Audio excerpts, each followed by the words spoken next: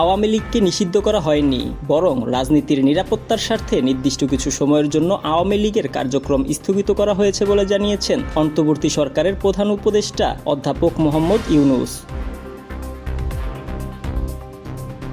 বুধবার 11 জুন লন্ডনের পররাষ্ট্রনীতি বিষয়ক থিঙ্ক ট্যাঙ্ক চ্যাথাম হাউসে আলাপচারিতায় এক প্রশ্নের জবাবে একথা জানান তিনি। সেখানে সঞ্চালক তাকে প্রশ্ন করেন যে জুলাই সনদ হচ্ছে, সমালোচকেরা বলবেন অনেক রাজনৈতিক দলকে এর বাইরে রাখা হচ্ছে, যারা এর সঙ্গে একমত নয়, যেমন আওয়ামী লীগ, তাদের জন্য কোনো জায়গা রাখছে না। সুতরাং মানুষকে কোনো বিকল্প দেওয়া হচ্ছে না। তারা বলছে এটা একটি গণতান্ত্রিক প্রক্রিয়া নয়, এটা ঐক্যমত্য সম্পর্কে অনেক কথায় সুন্দরভাবে মোড়ানো বাংলাদেশের জন্য একটি কর্তৃত্ববাদী পদক্ষেপ। বাংলাদেশের অন্তর্বর্তী সরকার প্রধান বলেন, আমরা নিরাপদ বোধ করি না।